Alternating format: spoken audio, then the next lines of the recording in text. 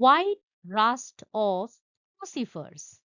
White rust is a fungal disease caused by Albugo candida in family Cruciferae. मतलब वो सारे plants जो कि विंटर में पाए जाते हैं, जैसे mustard, radish, spinach, cabbage, cauliflower, broccoli. So इन सब में ये व्हाइट रस्ट देखा जाता है। Now, this is a very important crop, very important plant disease because it is affecting a wide variety of vegetables and seed plant of family Cruciferae। और इसमें क्या होता है, जो लीव्स अफेक्टेड लीव्स होते हैं, वो बहुत ही जब ज्यादा इन्फेक्शन हो जाती है तो एंटायर जो प्लांट हो जाती है डिफोलिएटेड, मतलब लीफ लॉस हो जाता है। अगर प्लांट में लीव्स जो फोटोसिंथेटिक ऑर्गेन है इस पे लॉस हो जाती है तो naturally the plant is going to have a stunted growth, और इसकी जो है विगर कम हो जाएगी। इसकी जैसे ही विगर कम कम हो जाएगी तो यील्ड भी कम हो जाएगा। Apart from the leaves, the roots are also sometime affected. जब रूट्स में इफेक्ट होते हैं तब क्लबिंग हो जाता है। जब फ्लावर वाले पोर्शन में इफेक्ट होता है तो स्टैग हेड हो जाता है। तो either it affects the leaf, root और the flower, the yield is lost.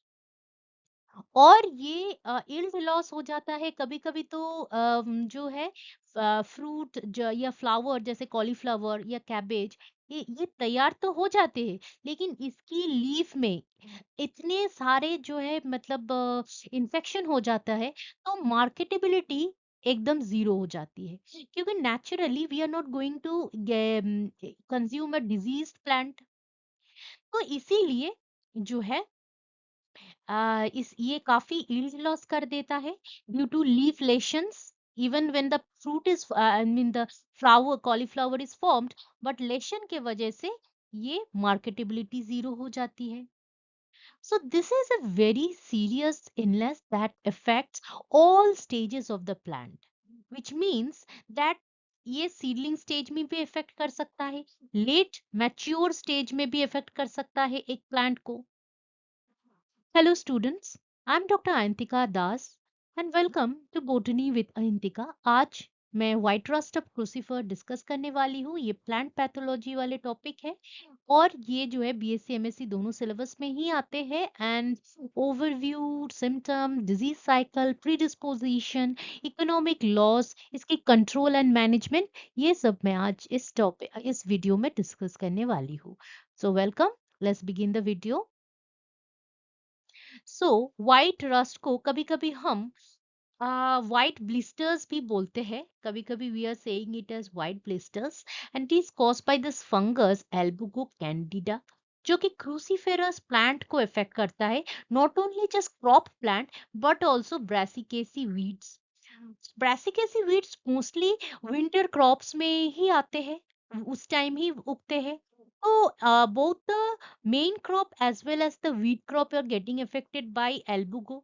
सो हम जब प्लांट की देखते हैं प्लांट में कि इन्फेक्शन हो रहा है कि नहीं, तब हमको वीट के ऊपर भी ध्यान देना है, क्योंकि जब हम डिजीज प्लांट को निकाल रहे हैं तो both the crop plant as well as the weed should be remove. Cruciferae के बहुत सारे और भी डिजीज होते हैं। These are the list of various type of bacterial fungal diseases of cruciferae that are of equal importance and causes huge yield loss। So इसके जो symptom है, फर्स्ट हमको एक प्राइमरी सिम्टम्स क्या दिखते हैं। On the lower surface of the leaf we can see this type of powdery white mass of pustules, जो कि in touch they will be powdery, because इसमें जो है कोनिडियोस्पोरेंजिया जो है तैयार हो रहे हैं। और ये क्या है, बेसिपेटली प्रोड्यूस्ड हो रहा है।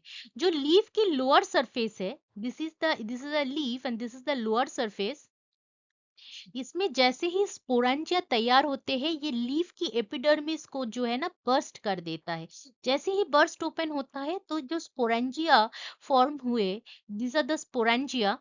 So these are liberated, as you can see here. They are liberated, and when they are liberated, they are carried away by the wind. So wind dispersal हो जाती है इसकी कोनिडिया की, और ये कोनिडिया जाके दूसरे प्लांट्स को इफेक्ट करता है। तो जो फर्स्ट हमारी सिम्टम है, is this chalky white the spore mass on the under surface of the leaf. तो ये जो स्पोर मास है, ये जो व्हाइट व्हाइट पाउडरी स्पॉट्स दिख रहे हैं, पहले तो ये छोटे छोटे दिखते थे, फिर क्वालिस कर लेता है। क्यों क्वालिस कर लेता है? क्योंकि ये actually white mass is nothing but the sporangia. तो कहीं भी लोअर एपिडर्मिस जो है, इधर इधर से बस्ट हो गया, say for example here it is burst, इधर, सॉरी। तो इधर अगर बस्ट हो गया, इधर बस्ट हो गया, इधर बस्ट हो गया, तो gradually as the infection is spreading, so entire lower leaf gets turns white powdery. और ये जो लोअर सरफेस में ये ब्लिस्टर्स होते हैं, ये सुपरफिशियल नहीं होते हैं, क्योंकि ये अंदर से जो है, अंदर से इसकी ग्रोथ बाहर तक जाती है। तो ये सुपरफिशियल तो नहीं होते हैं। अगर ये सुपरफिशियल नहीं हो रहे हैं, विच मीन्स दैट इसकी जो है, अब ऊपर ऊपर से इसकी जो है, कोई इसको रिमूव नहीं कर पाएंगे, इसके लिए तो आपको फंगिसाइड की स्प्रे ही करना पड़ेगा। So initial stage we have powdery mildew on the, sorry, powdery rust, not mildew, but we have this rust on the lower surface of the leaf. फिर फिर ये लीव्स के लोअर सरफेस में जैसे जैसे इन्फेक्शन बढ़ता जाता है, upper surface of the leaf is going to show this type of yellowish chlorosis type of lesions. तो क्लोरोटिक लेशंस ऊपर साइड में दिखता है, येलो डिस्कलराइजेशन। धीरे धीरे ये लीफ से जाके स्टेम्स में भी इफेक्ट करता है, स्टेम्स में भी लेशन आ जाते हैं। धीरे धीरे जो है, इसकी जो फ्लोरल पार्ट है, ये ब्रासिका की है, मस्टर्ड की है, इसकी नोट कीजिए, ये फ्लोरल पार्ट जो है, ये फ्लावर नहीं दिखा रहा है, ये कुछ ग्रीन डिफॉर्म्ड स्ट्रक्चर दिखा रहा है। Now that is called the Stag head. What is it called? That is called the Stag head. अब स्टैग हेड में क्या होता है, जो फ्लोरल पार्ट है, जिसमें जो कैलिक्स, कोरोला, पेटल, सेपल्स, ये सारे जो है, ये नहीं होते हैं, ये डिफॉर्म्ड हो जाते हैं। कलर जो है सिर्फ ग्रीन रहती है और क्लबिंग हो जाती है। और इसके अंदर में क्या रहती है? इसके अंदर में इसकी रिप्रोडक्टिव स्ट्रक्चर रहती है एल्बुगो की। और ये जब बर्स्ट होता है, then it is going to release oospore। तो ये जो स्टैग हेड है, ये कोई भी प्लांट की फ्लोरल बॉडी पे होती है, और ये कलरफुल ना होके ग्रीन हो जाती है, और इनमें क्लब शेपेड एनलर्जमेंट हो जाती है। और ये एनलर्जमेंट क्यों होता है? क्योंकि हाइपरट्रॉफी और हाइपरप्लेशिया हो जाती है। क्यों होती है हाइपरट्रॉफी? हाइपरट्रॉफी एंड हाइपर प्लेशिया हो जाती है, जो कि quite common in fungal disease. So hypertrophy, hyperplasia जब हो जाती है, तो ये इसके अंदर जो है ऊस्पोर तैयार होता है, जो कि पेरिनेट कर सकता है for a long period of time. क्योंकि ऊस्पोर जो है रिप्रोडक्टिव स्पोर होती है, ऊस्पोर सेक्सुअली रिप्रोडक्टिव स्पोर होती है, ये बहुत ही थिक वॉल्ड होती है। एंड ये क्या करता है, नेक्स्ट सीजन की जो नेक्स्ट सीजन की जो क्रॉप है, न्यू क्रॉप है, उसके लिए ये प्राइमरी इनोकुलम का काम करता है। So that is all about the Stag head. और ये स्टैग हेड में ऐसा नहीं है कि एक ही टाइप का व्हाइट रस्ट तो व्हाइट रस्ट की ही होगी, इसमें डिफरेंट टाइप की माइल्ड्यू की भी फंगस हो सकती है। पर this Stag head can contain different type of fungi in one particular Stag head. Either तो रस्ट हो सकता है या माइल्ड्यू का हो सकते हैं। ये रहा इसकी स्टैग हेड। पर अगर कैबेज या कॉलीफ्लावर देखें ये वाली, तो देखिए ऐसे जो लेशन हो रही है, तो इसके लेशन की वजह से इसकी जो है मार्केटेबिलिटी कम हो रही है। This is also another picture of the Stag head. ये जो है स्टैग हेड वाला पिक्चर, स्टैग हेड वाला पिक्चर नोट कीजिए, फ्लावर तो है ही नहीं, स्टैग हेड ही हो रही है। तो हमने देखा कि first the leaves are affected, then the stem and the flower part is affected, पर इसकी जो है रूट भी अफेक्टेड हो जाता है, और कभी कभी रूट में ऐसे क्लबिंग भी देखे जाते हैं। तो जनरली द सीडलिंग स्टेज, जो कि बहुत ही छोटा जब प्लांट रहता है, वो सीडलिंग स्टेज में भी इफेक्ट करता है, मैच्योर स्टेज में भी इफेक्ट करता है। जबकि मैच्योर स्टेज में जब इफेक्ट करता है तब स्टैगहेड तैयार होती है। सीडलिंग स्टेज मतलब छोटे जब रहते हैं प्लांट, तो क्या होता है, severe stunting, defoliation and then the plant dies. At every stage the plant is getting affected by this rust, and Albugo candida जो है सारे स्टेज में इफेक्ट करते हैं। सारे स्टेज में ही यील्ड लॉस होती है, क्योंकि सीडलिंग स्टेज में डिफोलिएशन हो जाती है, तो stunted growth and ultimate death. जब ये ये मैच्योर स्टेज में करता है, तो ये स्टैग हेड तैयार कर देता है। So if there is no flowering, then there will be no fruiting and no yield। In case कभी फ्लावर हो भी जाता है, तो वो फ्लावर में ऐसे लेशंस तैयार हो जाते हैं जो फ्रूट या से फॉर एग्जांपल कॉलीफ्लावर, कैबेज, वो तो वेजिटेबल ही है फ्लावर। तो उस फ्लावर में अगर बहुत सारे जो है ऐसे लेशंस दिख जाते हैं, तो we are not going to buy it, so marketability कम हो जाती है, यील्ड लॉस तो बहुत ज्यादा होता है। और ये ऐसे distortion distortion of the entire जो है दिख जाता है। ये ब्रासिका के सारे है डिस्टर्शन। यंग स्टेज में जो है, अगर सीडलिंग स्टेज में जो है प्लांट बहुत ही टॉल एंड लेगी दिखता है, और देखिएगा यहाँ पे एंटायर जो प्लांट है इट इज गेटिंग डिफोलिएटेड। अब आते हैं इसकी डिजीज साइकिल में। डिजीज साइकिल में जैसे ही कोई प्लांट को ये इन्फेक्ट करता है इनिशियली, तो माइसेलिया की ग्रोथ बहुत ज्यादा हो जाती है, और ये आके लीफ की लोअर सरफेस में एक्यूमुलेट होता है, and it starts producing sporangia. The conidiophore जो है, ये है conidiophore, and these are the conidia. अगर condition once the conidia is liberated, तो अगर वाटर कंडीशन ज्यादा है, तो it will behave like a zoospore. अगर वाटर कंडीशन बहुत ही ड्राई है, तो each of the sporangia will behave as each of the conidia sporangia will behave as a conidia। फिर ये जर्मिनेट होंगे, जर्मिनेट होके जो है जो भी लीफ में पेनिट्रेट करेंगे, फिर again this entire circle will continue, it will continue. जब कंडीशन थोड़ा ड्राई हो जाता है, दैट इज लेट विंटर, तब जाके ये रिप्रोड्यूस मतलब सेक्सुअल रिप्रोडक्शन करने लगता है। तब क्या होता है, तब क्या होता है कि ये जो flowering part of the plant उधर जाके जमा होता है, और फ्लावरिंग होने नहीं देता है। फ्लावर के बजाय एक स्टैग हेड तैयार होता है, which is practically a deformed flower, which is hypertrophied, hyperplaced, and so it cannot function normally like a flower।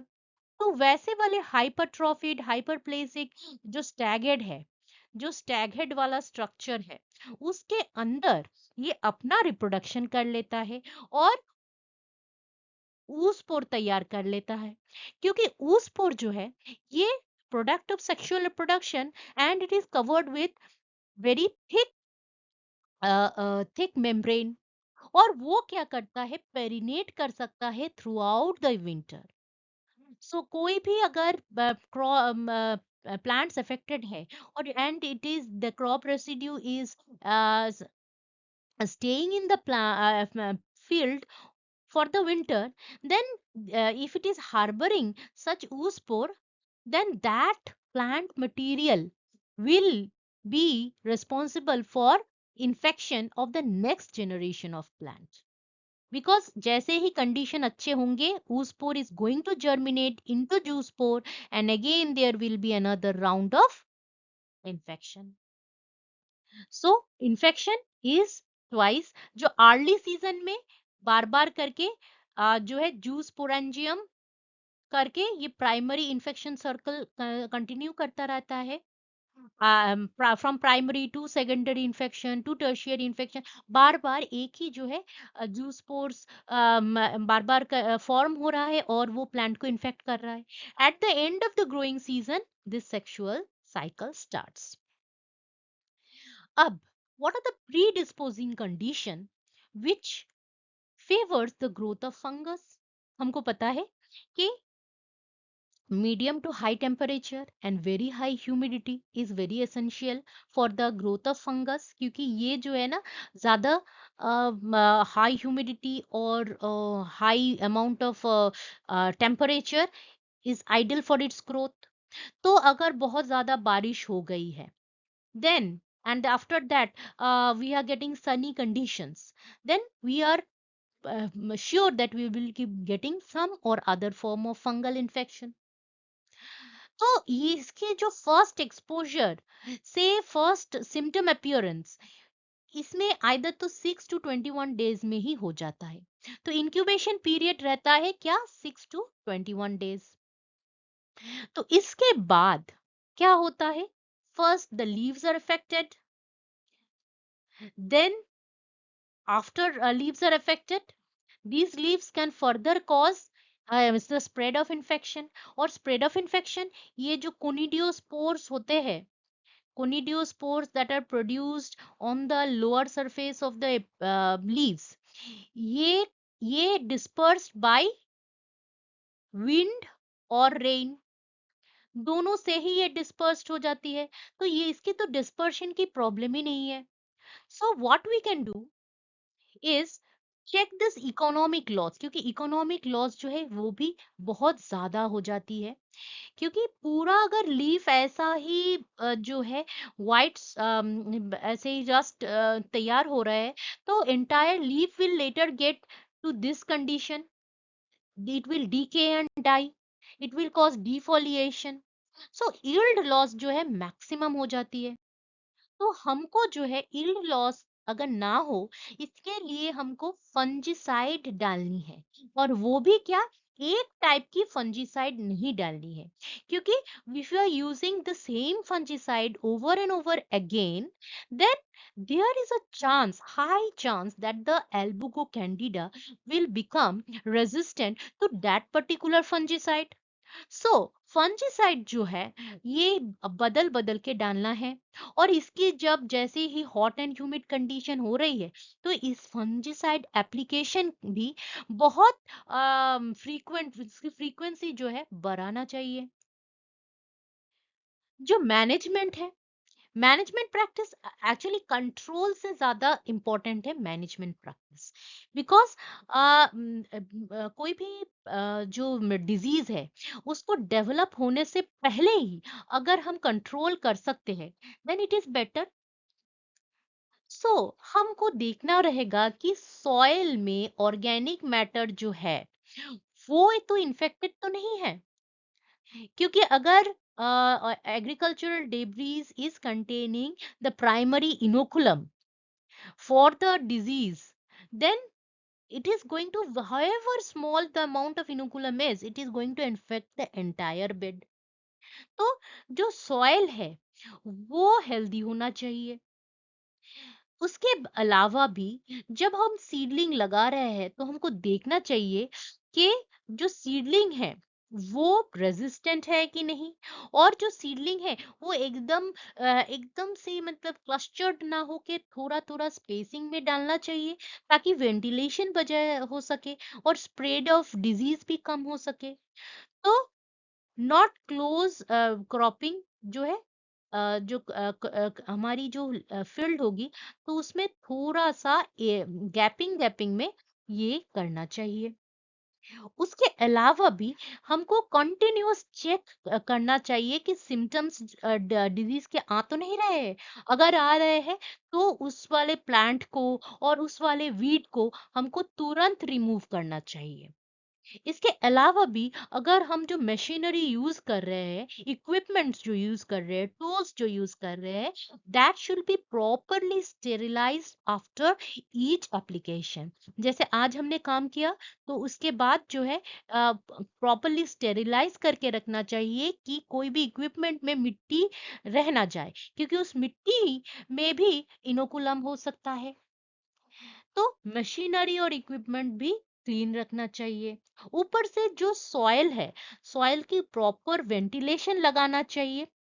Proper ventilation लगाना चाहिए इसीलिए क्योंकि सॉइल अगर ह्यूमिड है, ज्यादा ह्यूमिड है और हॉट कंडीशन है, तो सॉइल में भी फंगस ग्रो कर जाता है ना। क्योंकि बहुत सारे जो फंगस है, ये they are not they are also saprotrophic as well as sometime parasitic. तो ये जो है, अगर होस्ट प्लांट नहीं भी है, फंगस बहुत साल तक ये सॉइल में भी रह सकता है। So that is why proper ventilation should be maintained. Soil should not be excessive moist.